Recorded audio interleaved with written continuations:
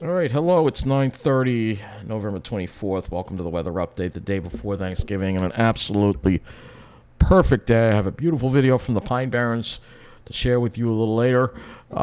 Whenever that's done, probably not going to be for another couple hours, but I have some amazing videos of some of the scenery out there. And yeah, there was still some fall color and not a cloud in the sky today. Looking at the satellite, you can see, look at that, just completely clear from beginning to end, pretty much. There was some cirrus like late towards sunset, but other than that, I mean, ooh, that is from lake effect snow right there. So take a look at that. That is actually from lake effect snow. That's pretty amazing. That is pretty amazing. You can see where the snow fell. That kind of shows you the lake effect, where the lake effect snows happened. But clear skies over our area. You can see staying clear pretty much all day long. And that's where I was in the Pine Barrens pretty much all day long. So pretty much all day. I mean, like 3.5 to 4 hours, the height of the day. But it was amazing. Set a video for you, which you'll see later. Here's our satellite image. You can see the cirrus starting to now come in, along with the warmer air that we will be experiencing. But first, let's go to the current conditions outside. And depending on where you are, it's quite chilly out there. Temperatures in the mid-30s generally across most areas here, except mid-40s in the city. 30 at West Hampton. So still not seeing that much radiational cooling out east yet. They're still at 30, which means they're still dealing with some wind. The city's in the mid-40s. Let's see if they're getting any radiational cooling in New Jersey's Pine Barrens. No, I don't see any there either. I do see a west wind, so I'm just enough of a wind to prohibit radiational cooling tonight. We'll have to see if it happens or not. But the air is still very dry. We have dew points generally in the low 20s. So let's go to our highs and lows for the day.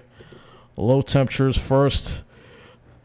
Generally right around 30, fairly uniform. We had a pretty strong northwest wind that kind of persisted through the overnights. There really wasn't any much radiational cooling. However, I do notice ice slip got down to 30, so did West Hampton. I do notice right in that Brookville area, it looks like they were able to get some radiational cooling there, and mid-20s there in that upper old Brookville area there. Even the city got down to 30 because it was all on a cold wind. Let's see what they got down to in Jersey. Were they able to get any radiational cooling? Amazingly, yes. Look over here at Lakehurst, 21 degrees and 22 around this spot right here, which is Coyle Field, which is also in actually, I think there's some dwarf. Yeah, see how it says West Pine Plains there? Those are actually dwarf pine plains. If you look on the screen there, it says West Pine Plains. Let's see. Well, but that's what it says right there, if you can see that. So that is definitely like West Hampton. So Jersey got the radiational cooling because the wind was able to die down a little more there because they are more inland, whereas we're closer to the ocean, so that kind of kept the wind up, I guess. All right, let's go to the high temperatures for the day. Mid-40s generally. 43 in Carl Place, 45 for a high at Islip, 43 for a high at West Hampton. So mid-40s, a little bit below normal. Mid-40s in the city, too, with 44 at Central Park. Let's see how they did in New Jersey with their highs. Also mid-40s, maybe a touch warmer, 46 in Toms River. But other than that, nice, cool, clear day, just a kind of perfect day that we wait for. We finally got today, and I was very happy to get out there and enjoy it. Let's go to the models now and take a look and see what we have coming up. So, see, there's that high. That big, beautiful high that brought us the weather. So that high is going to move offshore. That's going to allow for more of a westerly wind tomorrow, which will bring in some clouds and warmer temperatures. And then we have this cold front moving through overnight, Thursday night into Friday. And then we have another gusty northwest wind coming in later on Friday into Saturday. That'll bring in some more cold air. And then a clipper here comes in, and we're going to have to watch now because now the models are in this clipper. Once it gets east of Long Island, could turn into a coastal storm, perhaps on Monday, and kind of just sit now in. It'll sit there. It'll kind of stall in the Gulf of Maine, I guess, or east of Boston there. We'll have to see if this is just an anomaly on the run, but it does eventually slowly move away by Tuesday. but that's just going to keep the cold air in place. I'm not going to go too much into the long. I'm just going to go up to the end of the month, and that's it. And if we look at the temperature anomaly chart, you'll see we'll be staying below normal. So here we are for tomorrow, a little bit above normal, and then Friday, once again, we start going below normal again, and we'll be below normal Friday night, Saturday, Sunday, maybe a little moderation Sunday night into Monday, but then behind that, coastal, more very cold air is going to come in on Tuesday. It's going to be pretty chilly. So let's take a closer look at our weather, and we'll go to the HRRR model next, and we'll look at this cold front that we are going to be dealing with for late tomorrow night. So probably not much in the way of rain with this. Very light precipitation, maybe generating a few showers, but I don't think it would amount to much, and it should wrap up by I would say 2 o'clock on your Black Friday, and it should be out of here. But you can see here's the low right there, and you can see the tight isobars. And if we look at our total rainfall amount here, you'll see it really won't be that much. Probably around 1/4 of an inch. Maybe some isolated areas, maybe east of the area might see closer to 1/2 an inch. But other than that, not a whole lot of rain to speak of with this. The other thing we'll do is the temperatures. So I'll show you the temperatures. And again, tomorrow you're going to see that after a cool night tonight. I think with the radiational cooling, we could see some temperatures in the 20s in the Pine Barrens. Other than that, tomorrow we're going to go well up into the mid-50s. So it's going to feel a lot warmer tomorrow than it did today. Be a lot more cirrus around.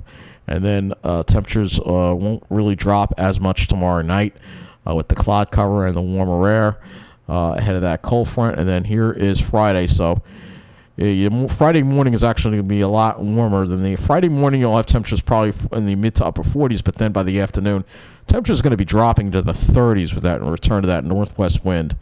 And if we we can visualize the wind here and the airflow by looking at the dew points, and you can clearly see that northwesterly wind kicking in as we get later into Friday there in the drier air. But as far as tomorrow goes, you can see the wind barbs coming from the west, so that means a westerly flow. Like I said, it's kind of a moisture-starved front, but there could be, like I said, some shower activity with it.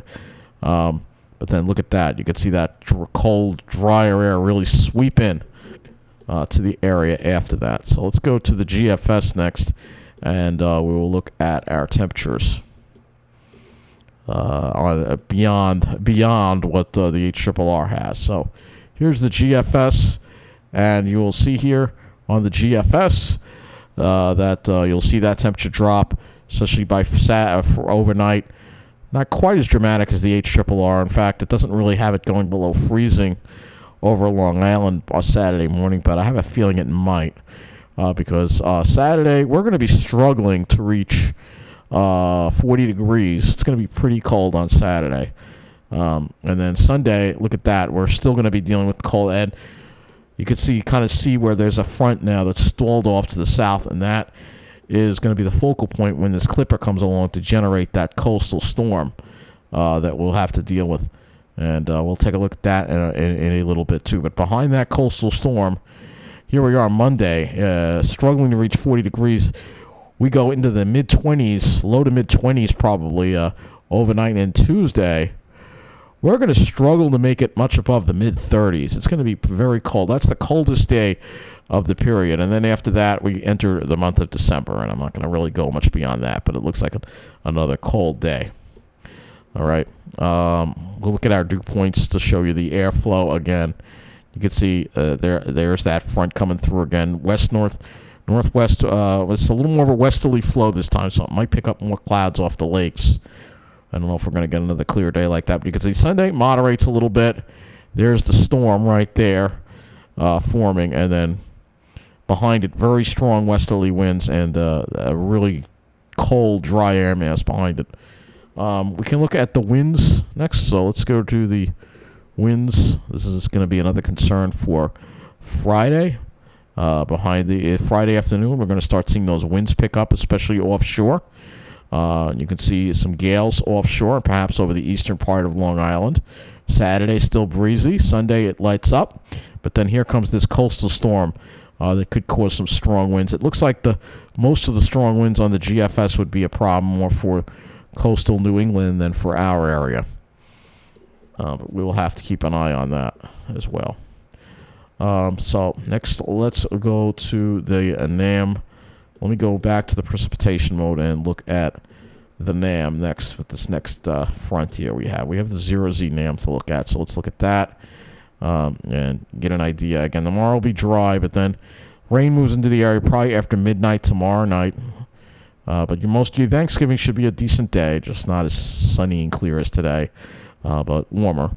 And then here we are Friday, and you'll see we get rid of the showers by afternoon, and then we got those tight isobars, which means wind. All right, so if we go to look at the wind on here, let's go to the wind here. You'll see here the tight isobars of the wind. But, I mean, nothing that's going to cause damage probably. It's just going to be breezy. It's just going to add to the wind chill, so to speak. Let's go look at the skies next. Then I guess we'll go to the NAM, obviously. We don't have that much of the NAM in for the skies, but I'll just show you tomorrow here. And you can see that cirrus around that will be filtering the sun from time to time. Let me go to the RGM, because we got the 18Z RGM to work with. So you can see that cirrus coming in tomorrow. So there'll still be sunshine. It'll just be filtered with the cirrus at times. Here comes the front, and then we might actually get a little bit of sunshine in the afternoon, but I have a feeling we'll have some clouds persisting. So I don't think it clears out until Saturday. And here's Saturday. Saturday could be another nice clear day, perhaps across our area, just quite cold. And then here comes the return of more cirrus for Sunday with that next system coming in. Now we can look at the GFS as well. And here's the GFS, and you will see here the GFS. It's low resolution, obviously. But you can see there could be a lot of instability cloudiness with this cold air mass. So we'll have to keep an eye on that. And then that cirrus comes in Sunday. Monday, obviously, we're dealing with the clouds. And then here's Tuesday. We may be dealing with a lot of instability cloudiness. We'll have to see. This is a ways off. Let me go back to the precipitation view here of this coastal storm here. So, look, here's that coastal storm there forming. And you can see some areas might actually wind up getting snow for coastal New England, and even parts of our area might see a couple of flakes. I don't know about any accumulation, but this could be the first major snowfall for New England. So if we go look at the total snowfall, look at this just north of our area, and even in Connecticut, could be a couple of inches north and west of the city. But then, and then as you work your way into New England, you're seeing it put down just north of Boston, possibly 8 to 10 inches. And then in the mountains, boy, you're going to get rewarded with at least 1 to 2 feet of snow. So this will kick off the skiing season in places like Vermont, New Hampshire, and upstate New York, too. We'll finally get some snow on the slopes so we can start that skiing season and start winter. Now, this is the GFS. There are other models that we can look at in regards to the storm. Let me go look at the Icon model. This is the Icon model, and of course, this doesn't go far enough out, as far out. This is the 18Z run. You can see here that it definitely has that heavy snow over New England. So we're going to have to watch. This could be a potential for a major New England snowstorm with this coastal. Let me go to windy.com. It'll be the next and last thing we'll look at here in regards to the winds, the wind issues that we may wind up seeing on Friday. This is the European model now. So let's go to the wind gusts on this, and you'll see here's 6 p.m. Friday. You'll see, I mean, this isn't really going to cause too much damage, but it's just going to make it feel very cold. Just isolated issues with tree branches. Mainly, that's probably going to take care of the rest of the leaves, I would think. We still have a lot of leaves on a lot of trees, which is amazing. This late in the season. Saturday, we're still dealing with these strong winds. Looking at these wind gusts here. All right, so you're still dealing with those 30-mile-an-hour wind gusts that could cause it. And of course, when you have the temperatures only in the 30s, it's going to feel like it's in the teens and the 20s with the wind chill like that. So I think that's going to wrap up this weather update. Happy Thanksgiving, and stay tuned. We have a video of the Pine Barrens, my Pine Barrens hike, as well as traveling around Long Island on the day before Thanksgiving. The middle of the island is pretty quiet. South Shore, obviously, not as quiet. But that's going to wrap up this video. Thanks for watching. Happy Thanksgiving.